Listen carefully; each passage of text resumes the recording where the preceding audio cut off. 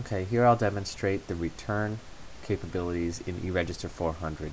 If someone is returning a product on the item screen, you can press F11 and I'll be prompted for the original receipt that the item was purchased on. If the customer has the receipt, there'll be a barcode at the bottom of the screen of the receipt that, if scanned, fills in both the location and the receipt number. If the customer does not have a receipt, we can also return without a receipt. So first I'm going to demonstrate returning with a receipt. I don't have a scannable barcode, so I'm going to tab over and type in my receipt number 71489 followed by field plus. When I hit field plus, it right justifies that number, you'll notice, and I can press enter, and this will pull up the original receipt and the items that were on it, and it's asking me for the quantity that I would like to return of each of these items.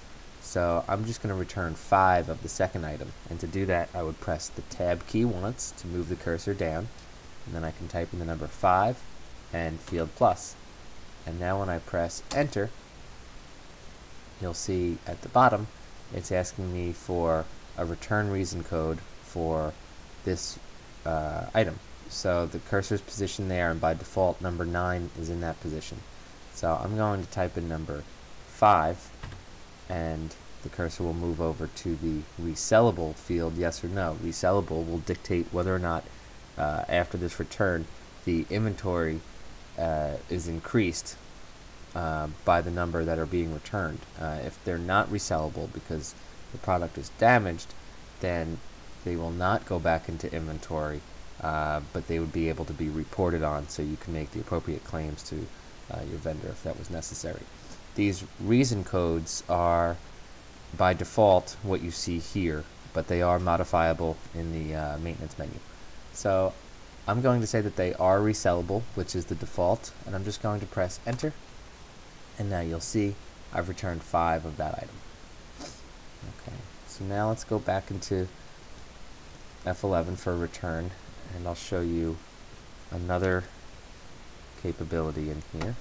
If I type in 71487 followed by field plus and enter, this is another receipt, and you'll notice another function at the bottom here that says return all.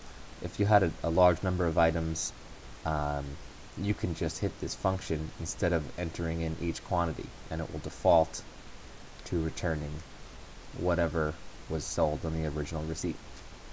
If that was the case, when I press enter, it'll ask me for a reason code and resellable for each one at a time. So I'm going to accept the defaults, so I can just leave everything filled in and press enter, and it goes to the next item on that list. I'll do the same, press enter, and now those 2 items are returned. And finally, I can return without a receipt. I can press F11, and you'll see a function here, F10, for no receipt. If I press F10, it'll prompt me for a barcode and product number, very much like the entry when you're selling items. I can tab and move the cursor over to the quantity to adjust the number of items that I'm returning, and when I do enter an item,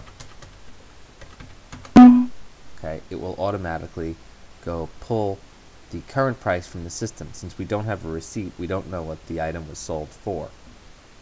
So I'm going to I have the option here to press enter to accept the price, or I can change the price by typing over it and hitting field plus.